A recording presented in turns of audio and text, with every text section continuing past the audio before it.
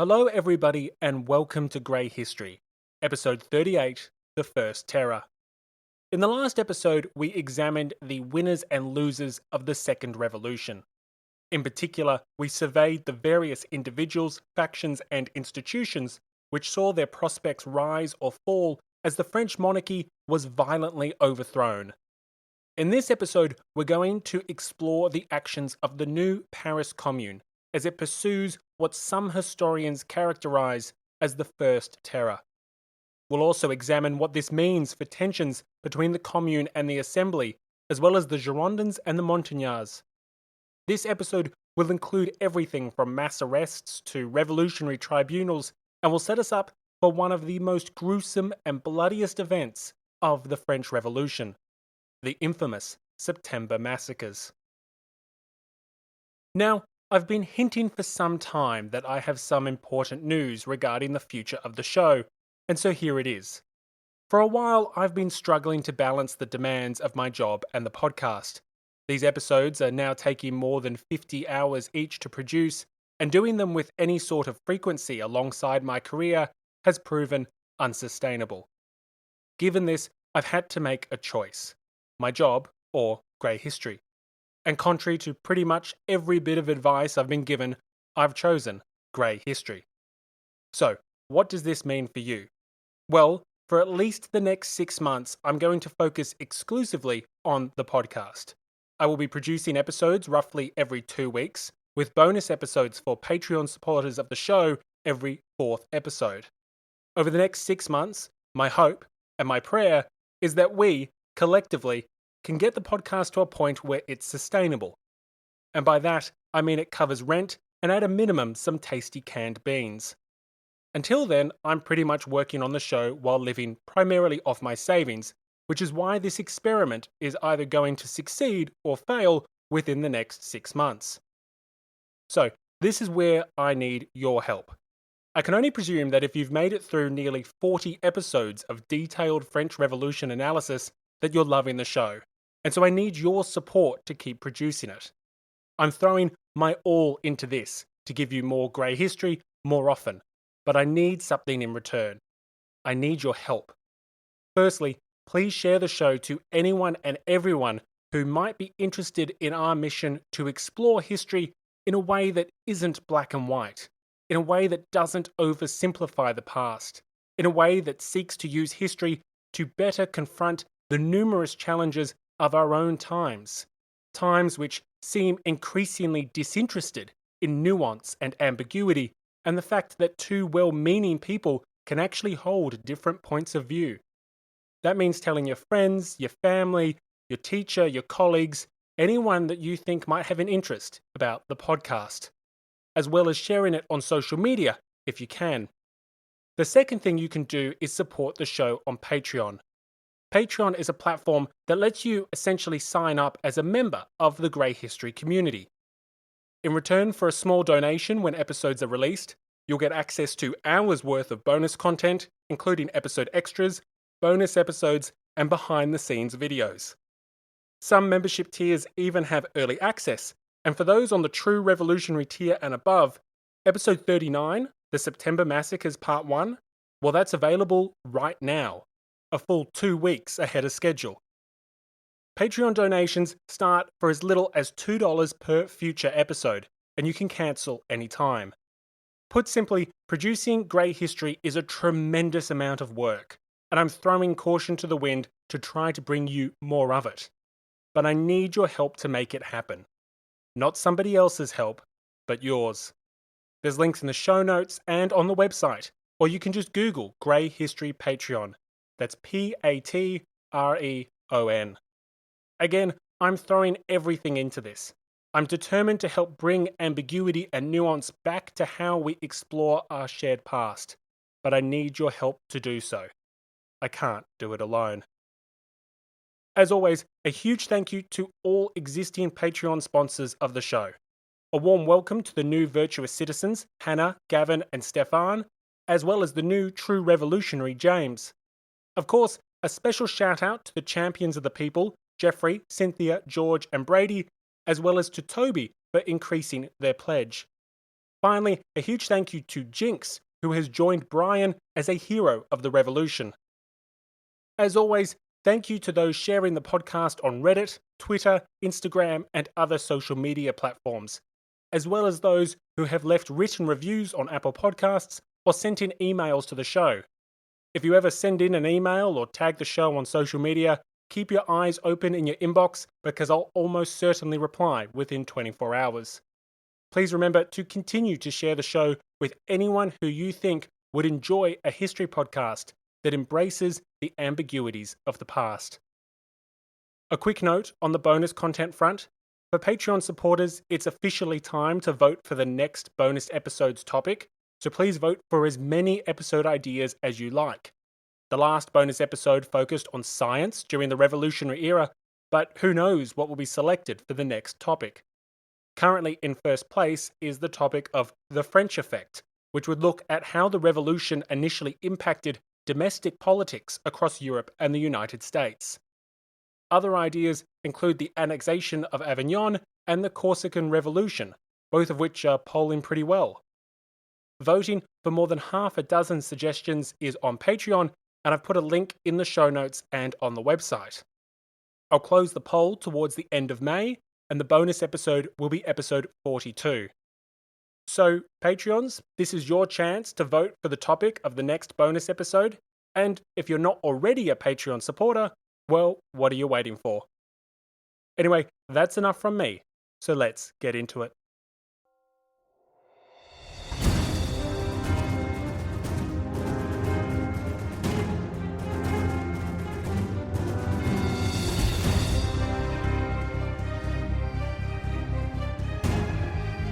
Welcome to Grey History. Episode 38, The First Terror.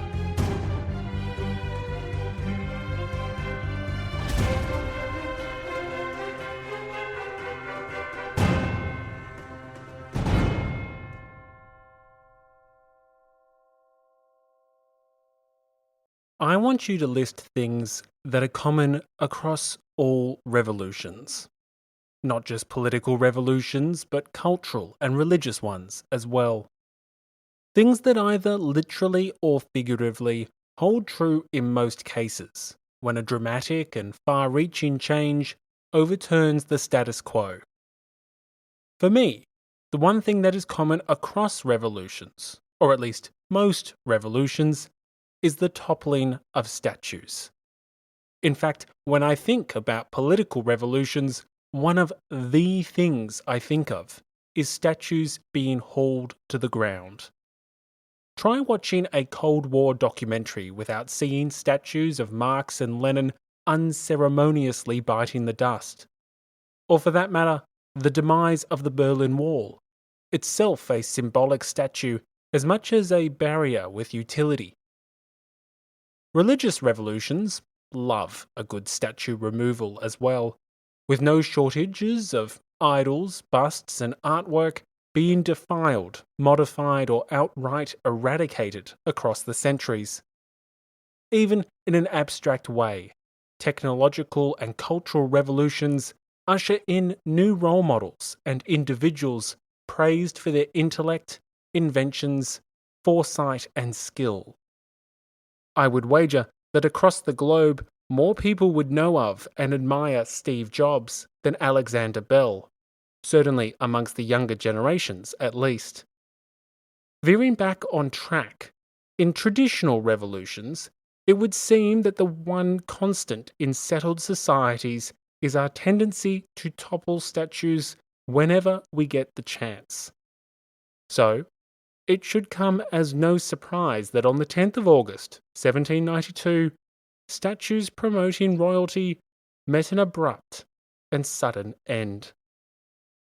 With the Second Revolution in full swing, members of the crowd turned their attention to the hallmark of all good revolutions: statue toppling. All symbols of royalty felt the people's wrath. Across the city, statues honouring kings were hauled to the ground. Even long-celebrated monarchs met their demise. Henry IV, Philip IV, and Clovis, the first king of the Franks, were all toppled from their heights. The statues of the latter two were actually housed in churches, but the holy sites failed to provide sanctuary. The people were determined to eradicate the wicked from every corner of the city, churches included. Also to be purged were the enablers of the wicked, busts and statues of aristocrats, cardinals, and royalists all met with a swift end. Even revolutionaries, who had been popular just a few years prior, were purged from the public sight. Lafayette, Bailly, and Necker were just some who had their images cast aside. Of course, this impulse didn't stop at statues, nor was it confined to Paris, nor the 10th of August itself. Over the next few days and weeks, symbols of royalty were thoroughly expunged, even before it was determined that France would become a republic. Portraits, artwork, aristocratic emblems and inscriptions, everything glorifying monarchs and their lackeys were removed and replaced. In no time, the names of towns, palaces, roads, gardens, and city sections were all changed to hide their royalist past. But while swift, ultimately the changing of names was not the most immediate priority of the revolutionaries and the citizens who supported them, nor was the toppling of statues, although it did offer a convenient way to let off some steam. No, the most pressing problem was what instigated this statue toppling, bust bursting, name relabeling in the first place. The most pressing problem was royalist conspiracy. As the insurrection of 10 August unfolded in Paris, an atmosphere of fear, confusion, and popular fury permeated throughout the streets. As soon as blood was spilt in the Tuileries Palace, the popular psyche attributed this bloodshed to the work of a royalist conspiracy. According to the Parisian revolutionaries, the Swiss guards had laid a cunning and deliberate trap. They had deceived the insurgents by initially fraternizing with them, lured them in with the false hope of peaceful resolution, and then, when the traitors could inflict the maximum amount of damage, they butchered true French patriots with a murderous volley of musket fire. Of course, we have already discussed the events which precipitated the massacre of the Swiss guards, and the fact that no such conspiracy existed. But what is important here is that, in the popular psyche, the fighting had commenced because of a secretive royalist plot to kill well-meaning citizens. The revolutionaries were convinced of this, and it was this perception which, in their minds, justified the brutal and at times barbaric treatment of the Swiss soldiers. Naturally, if there was one conspiracy, then why not two? And so the chaotic and bloody scenes of the palace not only fueled a desire for revenge, but also an atmosphere of fear and confusion. Where would the next strike come from? When would the next trap be sprung? Who was the next unsuspecting victim of the counter-revolutionaries which lurked in the shadows? Prior to the 10th of August, the revolution had already been consumed by a culture which saw conspiracy lurking in every shadow. It was this culture of suspicion which had created such divides between the revolutionary factions, including the Feuds, the Girondins, and the Montagnards. With the people convinced that the bloodshed of the 10th of August had commenced because of conspiracy, it was only natural that the institutions representing the people sought to eradicate the threat within. If we start with the sections of Paris, the administrative units of the capital wasted no time in copying the new commune as they pursued any and all traces of conspiracy. Establishing their own surveillance committees, as well as police commissioners, the sections set about arresting suspected individuals and suppressing counter-revolutionary publications, performances, and demonstrations. In an ironic twist, which showed just how far the revolution had come, The sections also busied themselves with issuing passports for those who wished to leave Paris. I say ironic because initially the revolution had actually abolished passports. The documents were seen to be infringing on the citizens' right to freedom of movement. However, as the revolution's situation deteriorated, so too did this laissez-faire attitude towards the movement of people. The borders were closed during the panic which followed the king's failed escape attempt in June 1791, and after the war commenced, authorities were given permission to deny passports on political grounds. In the wake of the 10th of August, this resulted in some odd situations, including scenarios where foreign ambassadors could not leave Paris because the section they resided in refused to issue them a passport. Imagine a foreign ambassador not being allowed to depart Washington, D.C. because a ward in the capital refused to grant them permission. Not the president, not Congress, not a cabinet member, not the mayor or municipal government, just a single ward. That was the effective situation in the capital, as the sections used their authority to vigorously root out any and all threats to the revolutionary cause. However, while the sections of Paris were enthusiastic detectors of conspiracy, their actions paled in comparison to those of the new insurrectionary commune. Going forward, I will refer to this body just as the Commune, as the insurrection of 10 August was, well, successful. The new municipal government was just that, the new municipal government. The old Commune, the body which had been tossed aside during the insurrection, that's not coming back. There is no commune in exile to speak of. So henceforth, when I say commune, I am referring to the municipal government of Paris, the one which self-proclaimed its own legitimacy on 10 August before immediately toppling the monarchy and castrating the legislative assembly. Anyway, as I was saying, the actions of the sections did not amount to much when compared to the actions of the new commune. As touched on in the last episode, the commune threw itself at the task of exposing and eradicating all the counter-revolutionary forces menacing the nation. This enthusiasm was understandable, because the rumours circulating the city claimed that several sinister plots were afoot. These plots were merely waiting for the perfect moment to murder unsuspecting citizens, just as the Swiss had done at the Tuileries Palace. According to historian Timothy Tackett, stories spread rapidly of a range of conspiracies which endangered the people.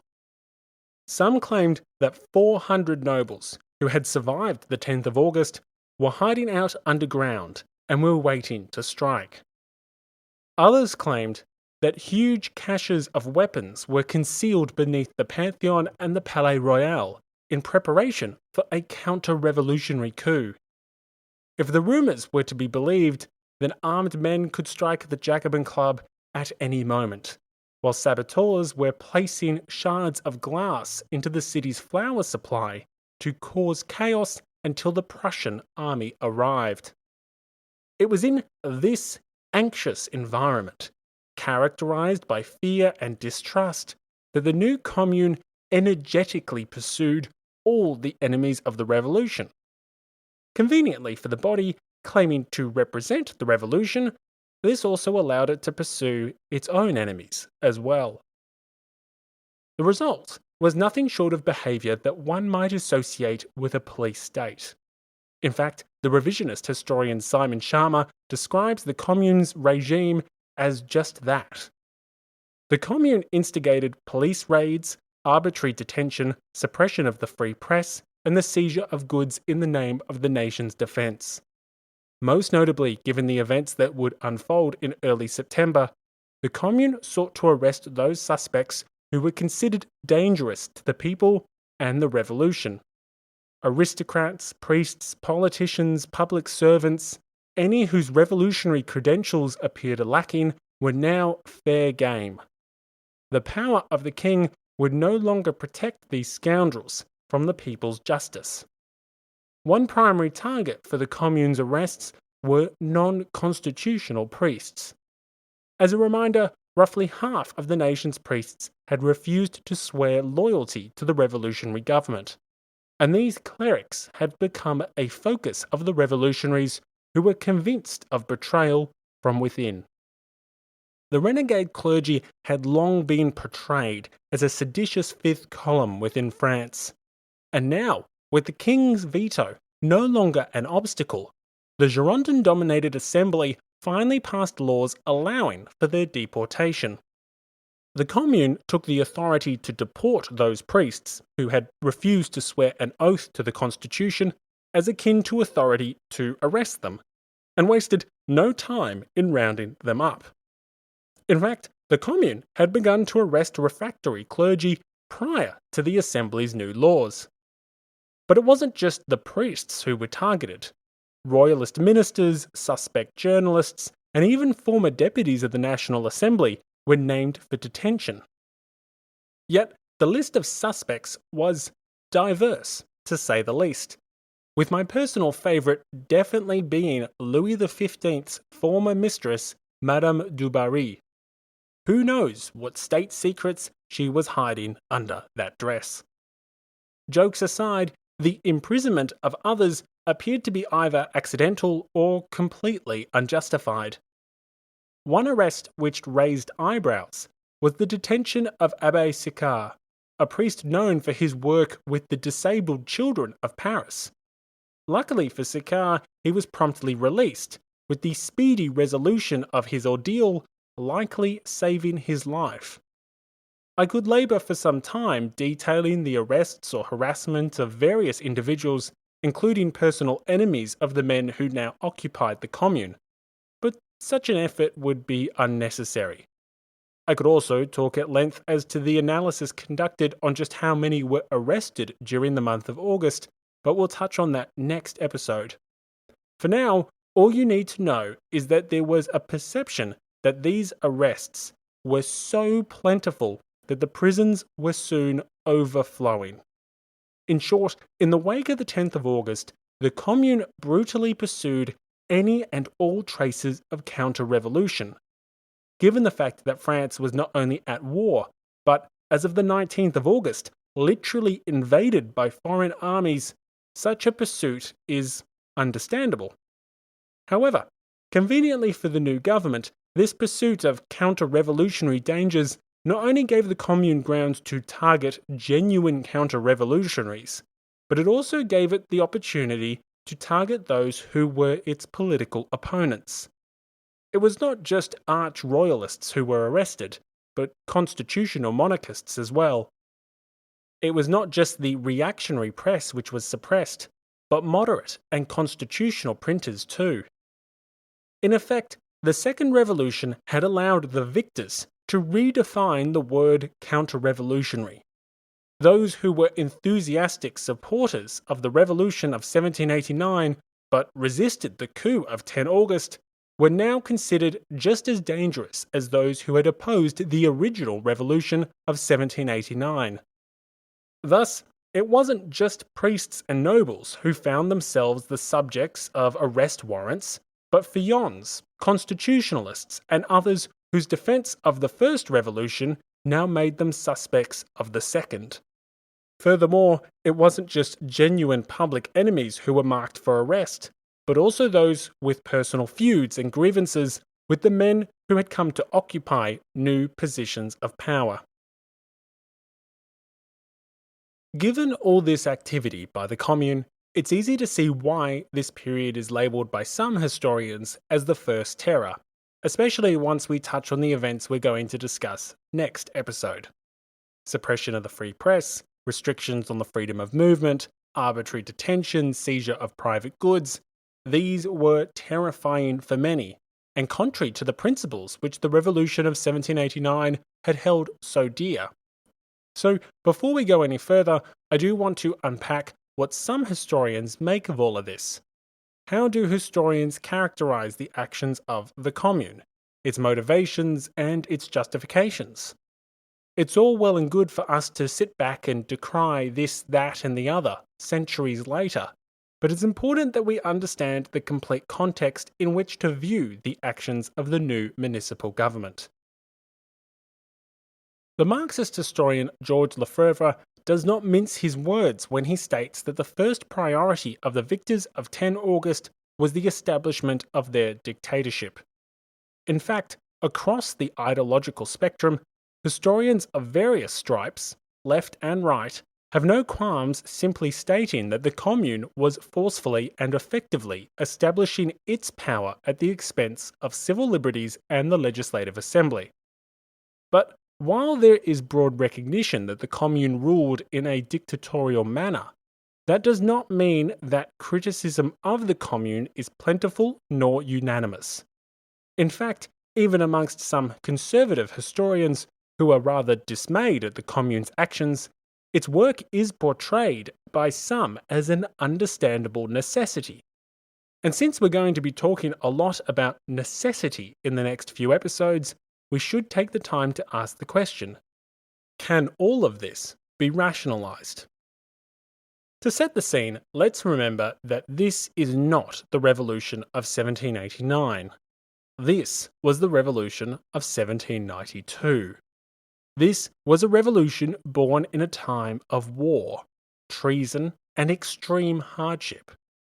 It's in this environment that the Commune sought to establish itself as the preeminent power not only in Paris, but the country, at least until the new National Convention could replace the Legislative Assembly. And it's here that we find the first justification for the Commune's actions: war. Not only was France at war, but it was losing that war. Crossing the frontier in mid-August, the coalition armies of Prussia and Austria were finally on the march, and they were marching on French territory. The invasion of France had finally begun. But a disastrous war was only part of the problem. To make matters worse, the countryside was in disarray thanks to fresh peasant unrest caused primarily by shortages of bread and basic commodities. Of course, that scarcity of bare necessities was impacting the cities as well, causing further hardship, distress, and instability. Add to this already potent mix the threat of royalist elements in the French armies, the possibility of counter-revolutionary uprisings in the provinces, and the rumoured saboteurs infesting the capital. And, well, one has the recipe for a complete and utter disaster. These were the reasons why historian Timothy Tackett describes the period between the 10th of August and the establishment of the new convention as a time where both Paris and France were on the edge of anarchy. If France was to succeed in its efforts of national defence, if France was to hold the line against the kings of Europe, someone had to seize power. Someone had to lead that defence. Someone had to reinstitute discipline and authority, and not care to do so in a polite or diplomatic manner. The Commune was determined to be that someone, and would not apologise for using any and all methods required to secure the safety of both France and the revolution. This included the repressive and illiberal measures which horrified some contemporaries and historians, but measures that the Commune and its supporters viewed to be completely justified, given the severity of the situation. The actions of the Commune in August 1792 remind me of a line in Orlando Fage's amazing book on the Russian Revolution. It's been almost 10 years since I've read A People's Tragedy, Fage's 900-page epic on the Russian Revolution, but there's a line in that book that has always stuck with me.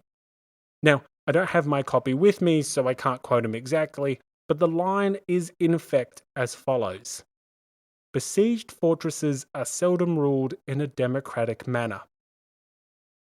In August 1792, France was a besieged fortress. Worse still, it was a vulnerable, compromised, and leaderless fortress.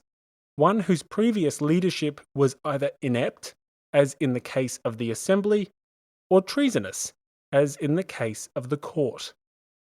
While the initial actions of the Commune may appear excessive and unjustifiable to our eyes in the 21st century, when discussing these actions, we must remember the situation France found itself in at the time. These initial actions alone would not be unheard of in Western democracies in times of existential struggle. In fact, just look at how the United States treated its own citizens of Japanese descent in World War II. Concerned about the possibilities of sabotage, tens of thousands of American citizens were detained in concentration camps purely because of their Japanese descent.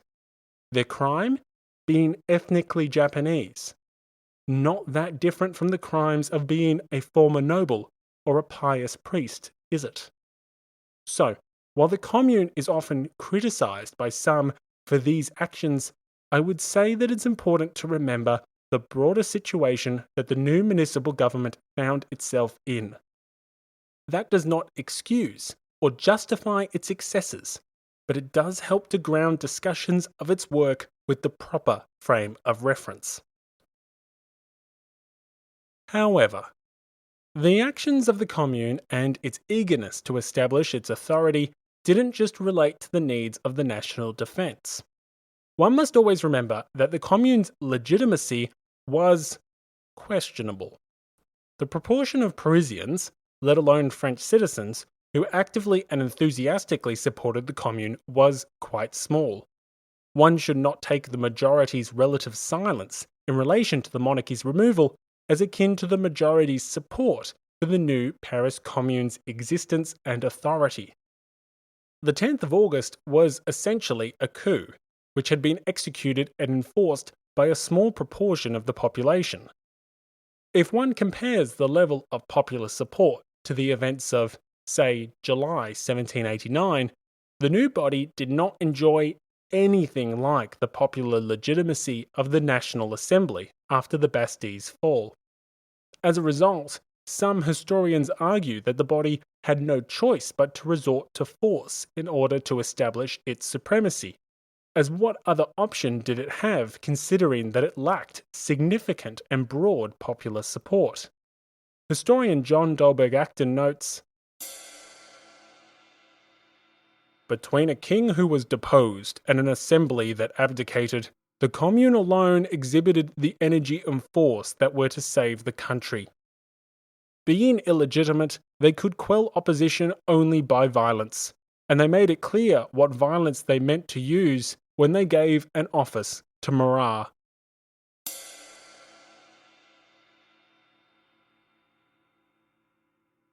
This argument that the Commune had little choice but to use force to secure its authority has some merit. It would not be the first nor last revolutionary body to do so, and this perspective opens up an interesting hypothetical. Would the Commune have implemented all the repressive measures we just discussed even if the threat of war hadn't been so immediate? Would the Commune have resorted to such an approach if the enemy wasn't at the gates? Are there reasons other than war which explain the illiberal policies of the Commune? Dealing in historical hypotheticals is always a dangerous and complicated exercise, but I would wager that the answer is yes. And to explain why, I would point your eyes to the first terror.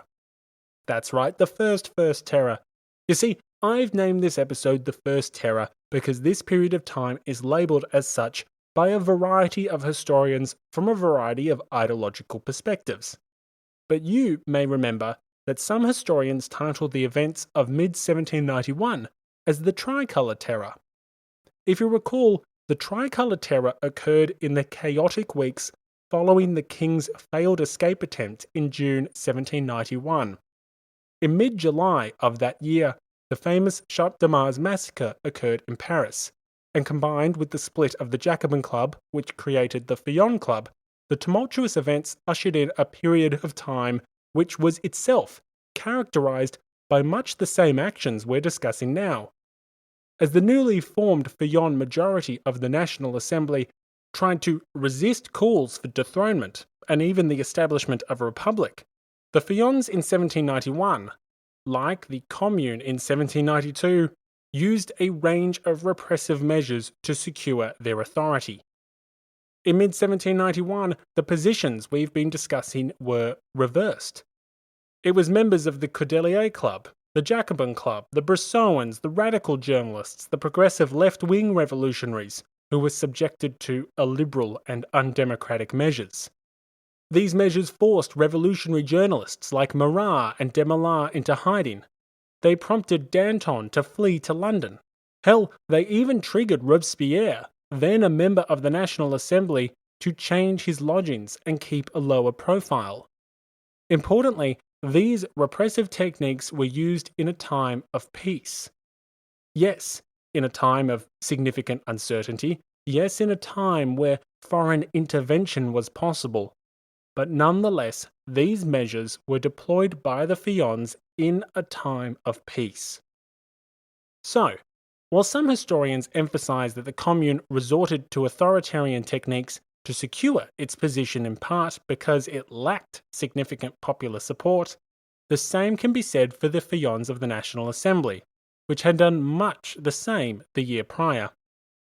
Thus, those justifying the Commune's heavy-handed techniques by claiming the war required it are at times, in my opinion, conveniently forgetting that such actions probably would have occurred anyway.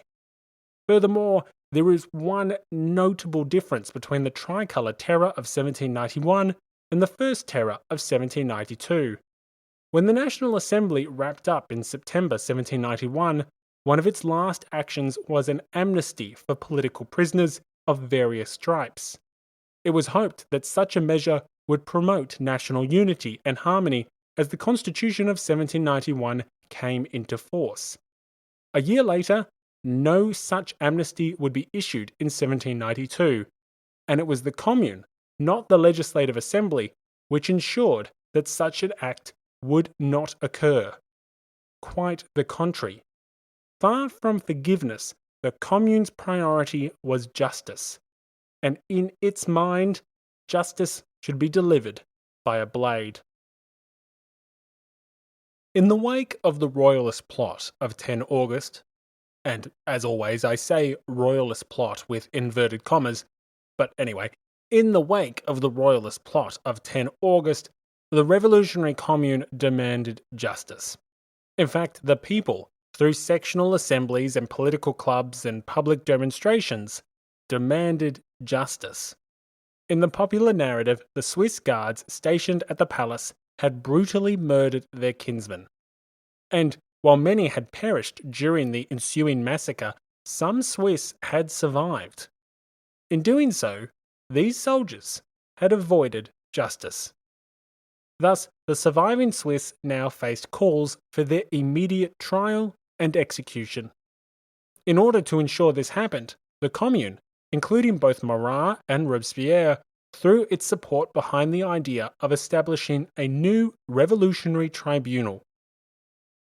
No time was wasted, with the Commune lobbying the Legislative Assembly to agree to its formation within just a few days of the insurrection of 10 August. Under its eventual constitution, and this part is important, the tribunal was to be staffed by representatives of the sections, and there was to be no appeals process. If the tribunal found you guilty, that would be the end of it. Furthermore, not only were its judgments final, but its verdicts were to be implemented immediately. To the revolutionaries in the Commune and their supporters amongst the city's sans-culottes and fédérés, the need for this tribunal was self-evident. Not only did the perpetrators of the crimes of 10 August need to be held to account, but all enemies of the revolution needed to be swiftly eliminated. This is not only what justice demanded, but it's what the nation's dangerous situation required. With the Commune busying itself with the arrests of priests, nobles, and other counter-revolutionaries, The traditional, lethargic, slow moving wheels of justice were not suitable for a revolution facing extinction from foreign armies. Furthermore, those traditional, lethargic, slow moving wheels of justice were all manned by men the revolutionaries did not trust. Men who had worked for the loathed regimes which had just been overthrown. In short, the times demanded swift resolution. The people demanded justice, and both could only be achieved through a new revolutionary tribunal. But while the new commune saw in the tribunal a vehicle to dispense uncompromising justice, the Legislative Assembly, dominated by political opponents of the men in the commune, saw quite the opposite. The Girondin dominated Assembly looked at a tribunal run by the city's radicals and without a process of appeals, and quite rightly feared just what such an institution could do. As such, the Assembly, already discredited in the eyes of many sans-culottes thanks to its refusal to convict Lafayette and embrace dethronement, further eroded its credibility with the revolutionary cohorts of Paris. The Assembly refused to back the proposed tribunal, claiming that existing judicial bodies could adequately try crimes associated with the 10th of August. Unsurprisingly, this position caused outrage amongst the radical sections of Paris, with one section declaring that failure to establish the tribunal would result in another insurrection, this time targeting the Assembly rather than the Crown. Backing both the radical sections and the Commune was Robespierre, who proceeded to appear before the Assembly to relitigate the issue. Robespierre, acting as a member of the Commune, did not hold back as he demanded, in no uncertain terms, the establishment of a new tribunal. In a hostile tone, Robespierre declared to the deputies, "The tranquillity of the people depends upon the punishment of the guilty, and yet you have done nothing to convict them. Your decree is insufficient. It does not explain the nature of the crimes to be punished, for it mentions only the crimes of the 10th of August, whereas the crimes of the enemies of the French Revolution are not confined to that day or to the city of Paris. By a similar indefinite expression, the traitor Lafayette escaped the vengeance of the law.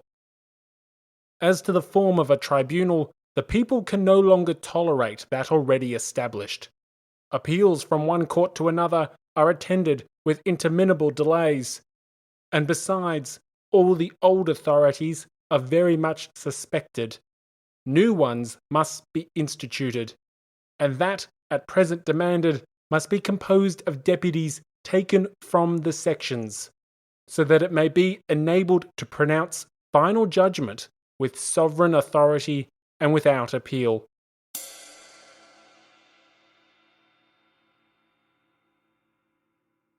Despite his demands for a new tribunal, the deputies of the Assembly refused to give way. Some lawmakers decried the idea as unworthy of a free people, while historian Adolphe Thiers records that others denounced the tribunal as a weapon which would be used for despotism. Robespierre's chief rival, Brissot, was amongst those who condemned the tribunal as a tool for tyranny, and the deputy, and apologies here for French speakers, the deputy Thuriot decried its creation as a crime against liberty. During the debate, Thuriot proclaimed, "Liberty is dear to me, and so is the revolution. But if a crime is necessary to make the revolution secure, I should prefer to plunge a dagger in my breast." Encountering severe resistance to the tribunal, the revolutionary cohorts of Paris would not take no for an answer. Outraged by the rejection of their proposal, radical sections once again proceeded to threaten the Assembly. The Assembly was explicitly warned that if they failed to pass a decree creating the tribunal, then Paris would once again rise up and topple the constituted authorities. Facing the very real threat of revolutionary violence, the deputies backed down. The Assembly finally consented to the establishment of the new revolutionary tribunal, but only after their own lives had been threatened by the radicals of Paris. The Scottish witness John Moore summed it up perfectly. There is reason to believe that the Assembly itself is under the influence of terror. Now, there's a few things I want to unpack here before we move on to the invasion of France and the infamous events of early September. Firstly, what did this new tribunal get up to? The Commune demanded swift, revolutionary justice, and, well, as we'll see shortly, that justice just wasn't so swift. Secondly, I want to further explore what all of this means as it relates to the power struggle between the Commune and the Assembly. And finally, I want to discuss the impact of these developments on the increasingly spiteful rivalry between the Girondins and the Montagnards. Let's start with the new tribunal. Although created to swiftly dispatch revolutionary justice, the new body's work was a little slower than anticipated. Among the first to be convicted were a royalist journalist, the director of the King's Budget, and a secretary for the National Guard. All sound like powerful threats to the revolution, if you ask me. Yet, despite warnings that the people would dispense their own justice if the tribunal was not created with haste, the tribunal soon became just as slow-moving as the institutions it was meant to replace. The disappointment was clear as convictions became less frequent, and worse still, criminals began to be acquitted and set free. Some conservative viewpoints present this dissatisfaction amongst the radical Parisians as yet another example of the revolutionary crowd's bloodlust, proof that the revolution was fueled by a desire for violence. But other historians dispute this vehemently and offer a quite reasonable rationale for the tangible disappointment expressed by some citizens. The anarchist historian Peter Kropotkin, for example, is quick to reject any idea that the sans-culottes of Paris were eager to shed blood. Instead, Kropotkin states that the popular anger and frustration, which rose throughout August, was reflective of the fact that the people believed these acquittals were the work of yet more conspiracy. The inaction of the new tribunal was proof not of the accused's innocence, but instead the corruption and counter-revolutionary sympathies of those in positions of power. Clearly, it was not just the royal court which had been compromised, but the assembly and the judicial institutions as well. Kropotkin writes,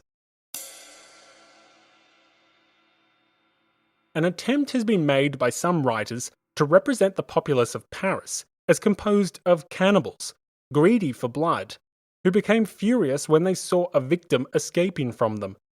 This is absolutely false.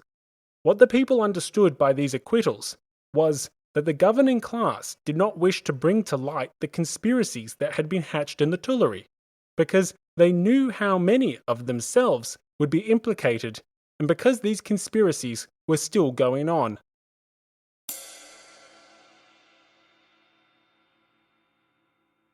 This portrayal of events is backed up by primary evidence. The Parisian Adelaide Marou, for example, wrote disparagingly as to the tribunal's lack of action. Marou had previously described the Swiss as monsters for their crimes on the 10th of August, and attributed the lack of revolutionary justice to the work of conspiracy and betrayal. Since 10 August, only 3 people have been guillotined, and the people are outraged. We seem to be sold out by every side. So, far from executing criminals with haste, the new tribunal initially behaved in the exact opposite manner. This outraged those radical revolutionaries who had demanded swift and uncompromising justice. We're going to leave this plotline here for now, but the key thing I want you to remember is this. Thanks to the arrests of the First Terror, there was a popular perception that the prisons were overflowing with counter-revolutionary conspirators. Furthermore, not only were the prisons overflowing with these dangerous traitors, but the Revolutionary Tribunal was failing to speedily convict the guilty of their obvious crimes. This meant that Paris had a problem.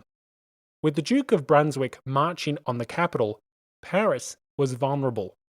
Should these criminals escape their cells, surely they would stab the revolution in the back, just as Brunswick assaulted from the front. As a result of this existential threat, a threat caused by the inaction of the Revolutionary Tribunal and the perception of overcrowded prisons, the people of Paris were inclined to take matters into their own hands. Their actions will be the focus of the next 2 episodes. Moving on from the work of the tribunal, let's discuss what all this meant for the power struggle between the Legislative Assembly and the self-installed Paris Commune. The events of mid-August surrounding the creation of the Revolutionary Tribunal are a great microcosm of the broader relationship between the 2 authorities in Paris. The Commune, with its strong links to the radical sections and revolutionary clubs, put forth a proposal that was popular amongst the city's sans-culottes, but abhorrent to the more conservative Assembly. Initially, the Assembly refused to endorse this proposal, citing various principles and political theories, but the Commune proceeded to insist. That insistence wasn't so much a pretty please with a cherry on top, so much as it was a comply now or my musket will pop. Faced with the very real threat of political violence, the deputies of the Assembly had little choice but to back down if they weren't willing to risk another insurrection. This process would occur several times throughout August and September, and when the Commune and the Assembly disagreed on policy, well, it doesn't take a genius to figure out which one came out on top. It's because of this that some historians refer to this period of time as the dictatorship of the Commune, and indeed, it's an accurate reflection of the matter. While the Commune lacked significant popular support overall, it did enjoy significant popular support within the most radical and active cohorts of Paris. It was, after all, a body composed of representatives from the sectional assemblies which exerted considerable control over the Parisian National Guard. When the Commune went head-to-head with the Assembly, only one could mobilize the revolutionary sans-culottes, the Fédérés volunteers, and the local National Guardsmen. To be clear, it wasn't the case that the Commune had the enthusiastic support of a majority of Parisians, but it did have the enthusiastic support of a vocal and active minority. When that minority is the only group willing to take to the streets with pikes and sabres, well, sometimes a minority is all you need. Thus, when a standoff occurred between the Assembly and the Commune, only one could depend on firepower. To make matters worse for the Assembly, the Commune had no ideological problems using its support to dictate its terms to the national legislature. In fact, the Commune viewed itself as the organ of the people's will, far more so than the Legislative Assembly. Robespierre proclaimed that the people of Paris could interpret the will of the entire nation, and thus the Commune, empowered by the people of Paris, could act on the nation's behalf with legitimacy.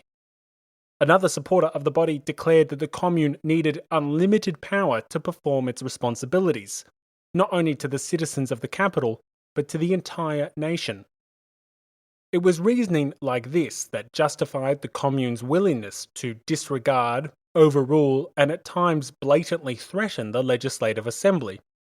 The Assembly which, unlike itself, had been elected in national elections. In fact, the Commune, despite being a local municipal government, soon proceeded to act very much like a national government. The body unilaterally dispatched representatives to the provinces, at times in direct competition with those sent by the assembly or the ministry. Furthermore, additional delegates were sent to all corners of the realm to recruit troops, requisition weapons, and promote the war effort more broadly. In addition to men and weaponry, the Commune also forcefully requisitioned food and other supplies from nearby departments and took the opportunity to pursue counter-revolutionaries while doing so. Finally, the body collected prisoners from some departments, sending them back to Paris to ensure proper justice was dispensed and the enemies of the people were not acquitted by untrustworthy authorities in the provinces. Interestingly, the Commune's willingness to insert itself into the judicial system not only impacted minor public servants and aristocrats, but the king himself. The Commune overruled the Assembly in determining the king's living arrangements after the 10th of August. Initially slated to reside in the Luxembourg Palace, it was the Commune which insisted that he be held prisoner in the much less cosy Temple, which, like the Bastille, had once been a fortress before becoming a prison. Thus, for all intents and purposes, the nation was being run by two separate governments, the Assembly and the Ministry on one hand, and the Commune on the other. Danton, as the Minister of Justice, was one of the few functioning ties between the two bodies, but one man could hardly control two institutions which were not only rivals to each other, but which were controlled by rival political factions as well. Naturally, this competing division of power prevented anything like political stability in the weeks after the Second Revolution. In fact, the English chargé d'affaires noted the lack of political stability within the capital, recording that the people were all alarmed and that the assembly was extremely feeble. Considering that the coalition armies were now on French soil, political instability was another problem that the French did not need, but it was a problem they would have nonetheless. However, while this power struggle between the two institutions of the capital was a new dynamic, in some ways it was an old one as well. Underpinning this institutional struggle was a rivalry which had existed long before the events of 10 August. In the aftermath of the insurrection, the factionalism which had previously gripped the Jacobin Club came roaring back.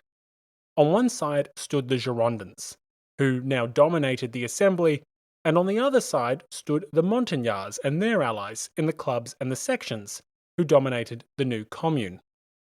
With the feuds and other constitutional monarchists vanquished from the political arena, the two sides viewed the other as the last remaining obstacle to the revolution's success. Now, we've been talking about the bitter animosity between Brissot and Robespierre for some time, but it's here in the final weeks of the Legislative Assembly that the rivalry and hostility between the two men reach new heights. The atmosphere in the aftermath of the 10th of August was one of fear, angst, instability, and apprehension. It was a time characterized by conspiracies and plots, by the threats that lurked in every shadow. It was, in short, the perfect breeding ground for factionalism, suspicion, and extremism. For the Girondins, the rise of the Commune, thanks to the support of the radical clubs, fédérés, and sans-culottes, was both a threat and a political disaster. They found themselves in a situation where they held the responsibility of the government, but they lacked real power. It was, in a sense, déjà vu. Earlier, in 1792, when the Assembly and the Ministry were first under the Girondin sway, the king had vetoed most of their signature policies. That is, until he fired the Interior Minister Roland and the other Girondin ministers back in June. Now, just 2 months later, the Assembly and the Ministry were once again under the sway of the Girondins, and, at least on the face of it, more so than ever.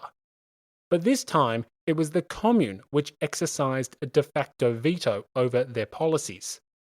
Worse still, unlike the relatively obstinate but idle court, The Commune intended to actively dictate policy to the Assembly, policies that Brissot and his allies utterly detested, the Revolutionary Tribunal forced upon them being a perfect example. The Girondins were distraught by what they saw as a tool for despotism, a tool lobbied for by an upstart and illegitimate institution dominated by men they not only distrusted, but despised.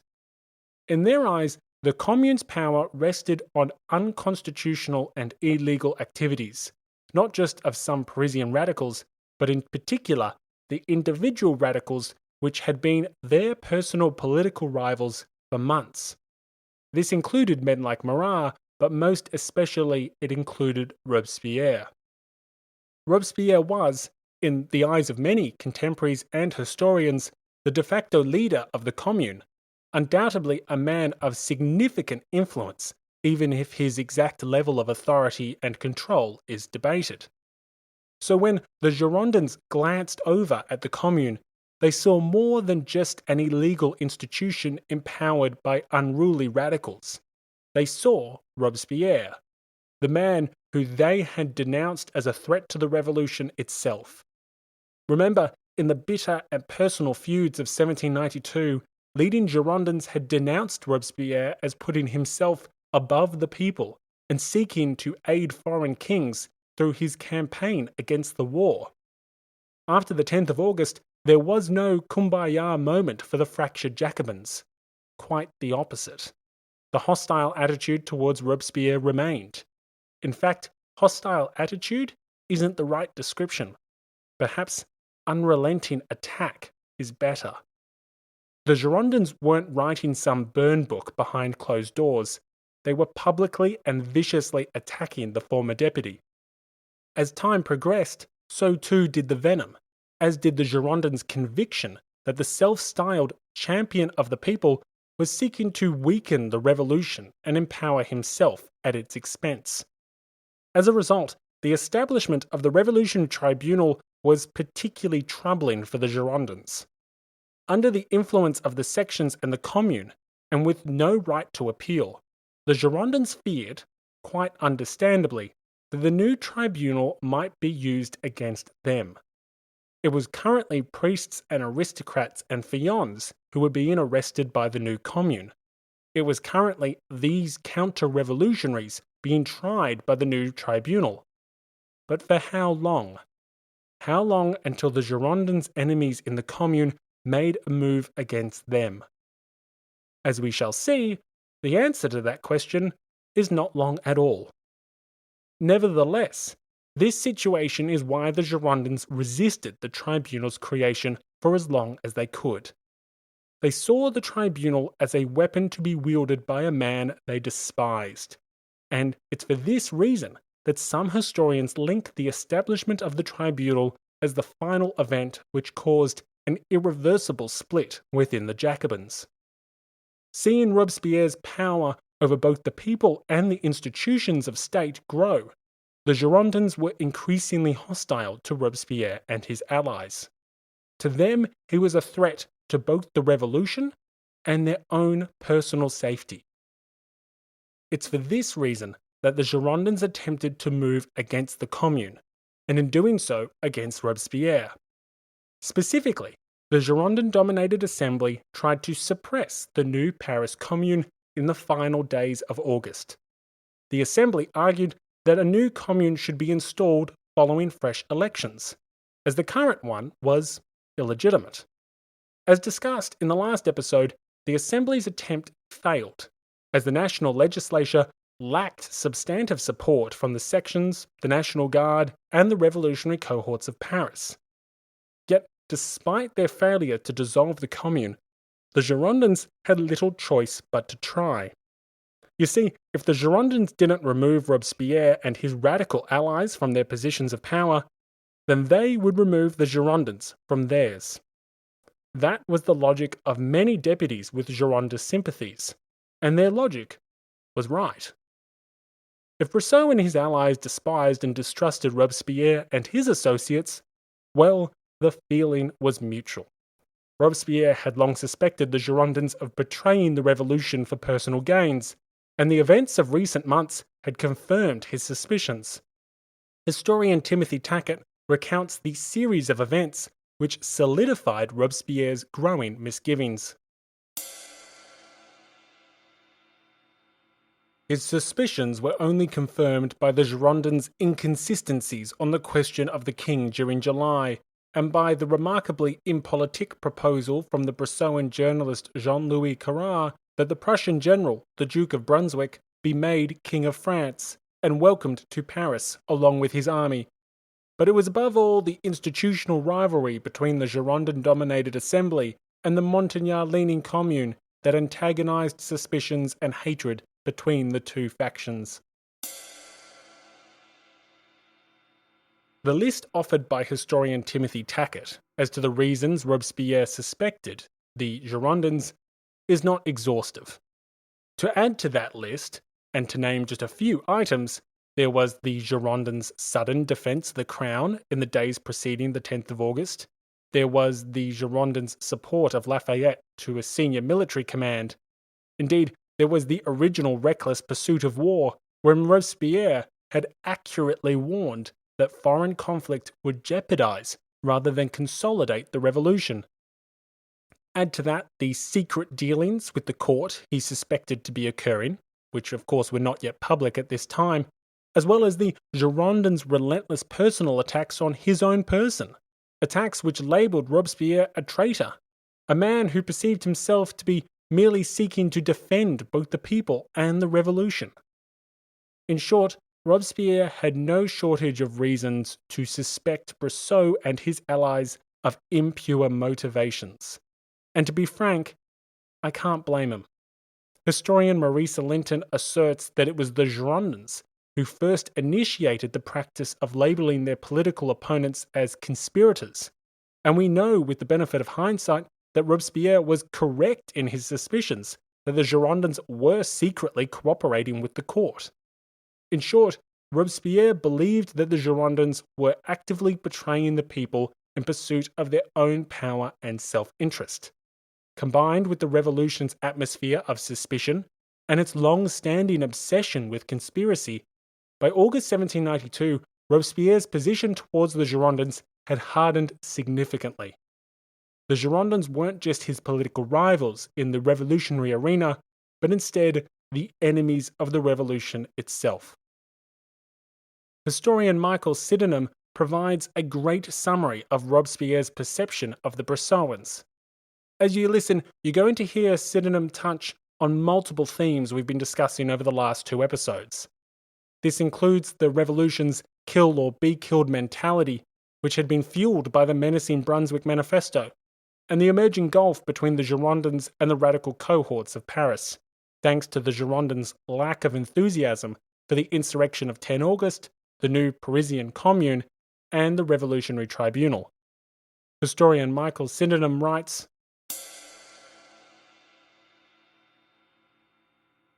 to Robespierre and his supporters, who had come to believe that either the Royalists or the Revolution must perish, this ambiguous conduct could bear but one interpretation.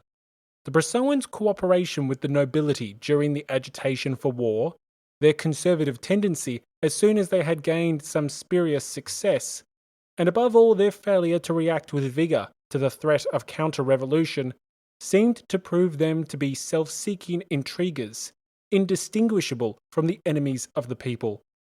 Their reputation was therefore very seriously compromised in Paris by mid-August. Chabot was later to say that the expression Parti Brissot meant those who had opposed the insurrection of 10 August. And after that date, they again showed themselves to be irresolute and unwise in the exercise of their renewed, if still restricted, authority. Creditable in itself, their reluctance to sanction revolutionary methods, even to save Paris from attack of betrayal, seemed to confirm existing suspicions of their loyalty, and the ill-timed effort to dissolve the Commune appeared as a final proof of their outright treachery. Historian Michael Sydenham couldn't have done a better job of tying in all the themes of the last two episodes if he tried. If the Girondins suspected the Montagnards of being self-serving parasites which endangered the revolution, well, the feeling was mutual. Thus, as one contemporary remarked, the conditions were perfect for war between the two factions. And indeed, by the end of August, war had undoubtedly commenced. With the power struggle between the Montagnard-dominated Commune and the Girondin-dominated Assembly exacerbating long-held tensions, the rapid invasion of France and the elections for the upcoming National Convention poured fuel onto a fire that was already burning too hot. With both factions believing the other to be self-interested traitors, accusations between the two camps became venomous and frequent. On the same day that Prussian forces entered France, Marat launched a vicious salvo against the Girondins. As a vocal backer of Robespierre, the journalist's attacks were already familiar, but Marat's new position in the Commune gave his voice a new sense of authority and legitimacy. Authority and legitimacy he would use to advocate for revolutionary violence and extrajudicial justice. The contents of his attacks were deeply troubling for the targets. Describing Brissot and his associates as putrid and disloyal deputies, Marat accused them of being in league with Lafayette, who he claimed intended to march his armies on Paris and liberate the king.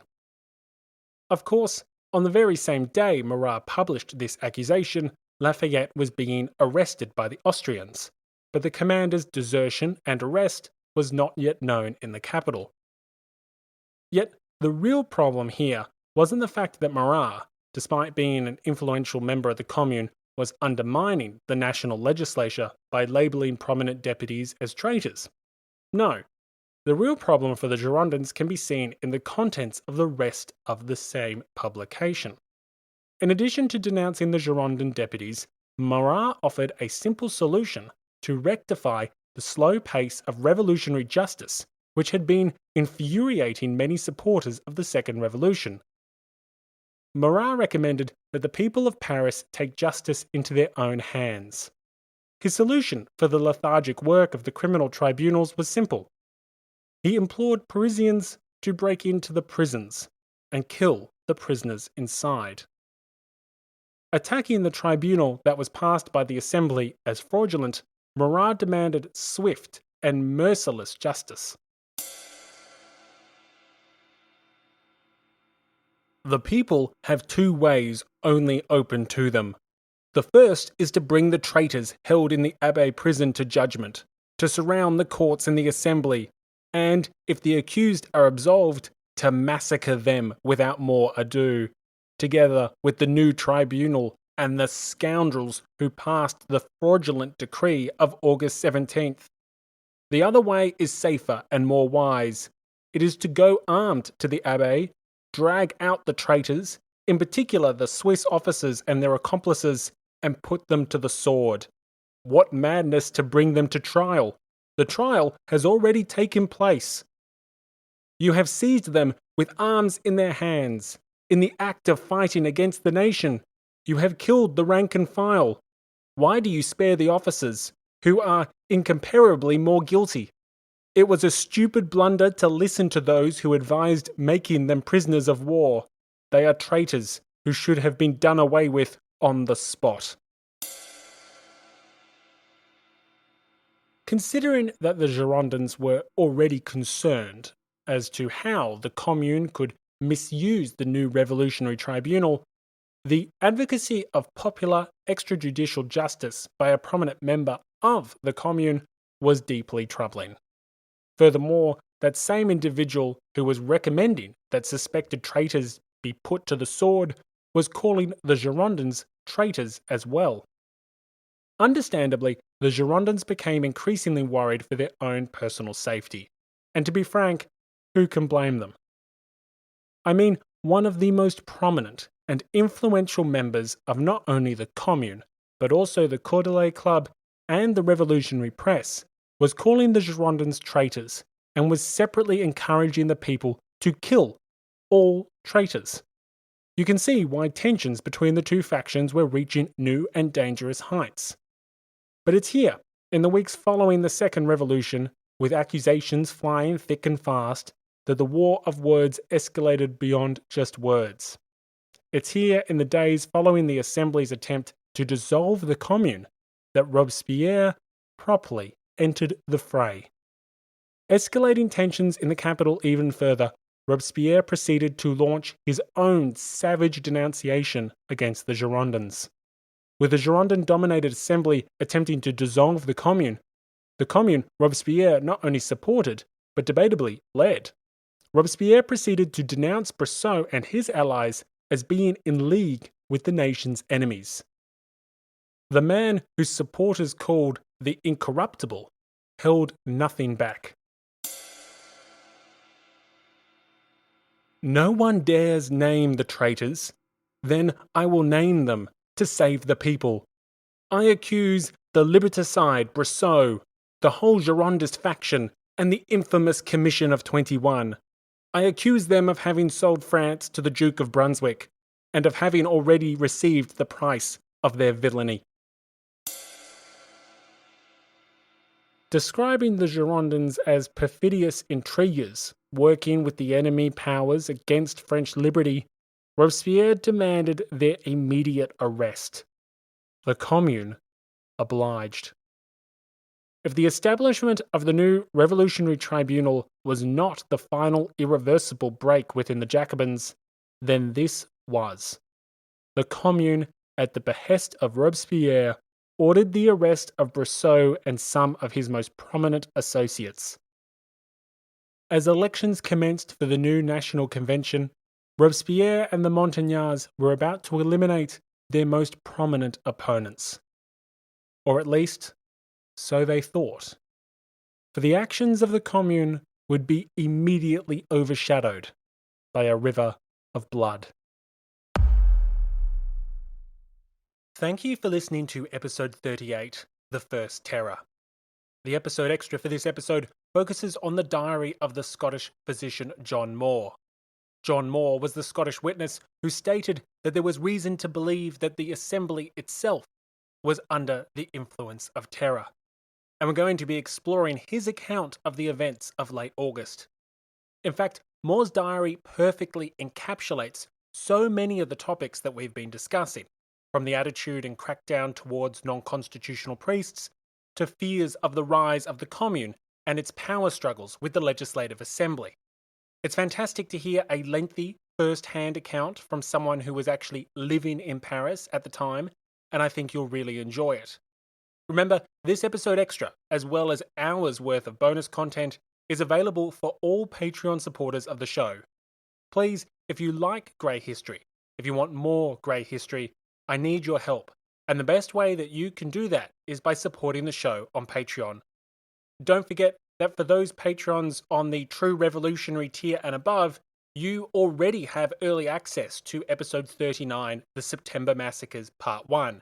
It's waiting for you right now. As always, please tell your friends and family about Grey History. Thank you for listening, and have a great day.